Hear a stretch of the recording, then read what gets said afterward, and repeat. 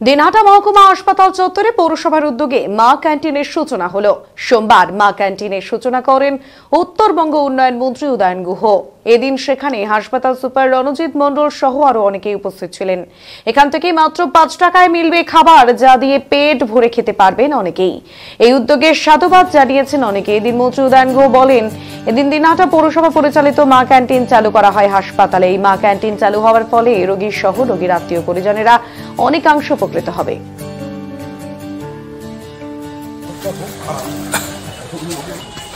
দিনহাটা পৌরসভার উদ্যোগে মা ক্যান্টিন আগে চালু হয়েছিল, সেটা পৌরসভার ক্যাম্পাসের পাশেই আছে, ওটা এখনো চলছে। সেখানে প্রতিদিন 100 জন করে তাদের খাওয়ার বন্দোবস্ত আছে। আজকে দিনহাটা হাসপাতালে চালু হলো মা ক্যান্টিন পৌরসভার উদ্যোগে। যারা পৌরসভার সাথে যুক্ত তারাই এই কাজটা করছেন।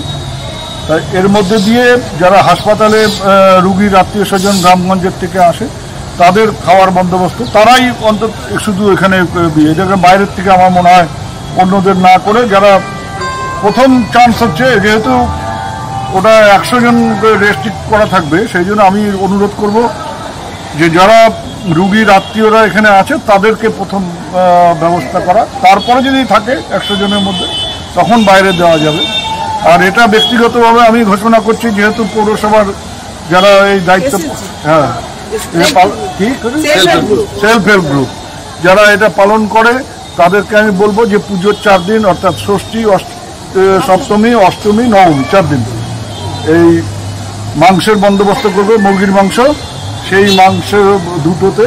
এটা ব্যক্তিগতভাবে আমি এটা সাহায্য করব, যাতে এই 100 জন। তো ভেতরের অবস্থা করবো, কিন্তু ভেতরের অবস্থা খুব খারাপ,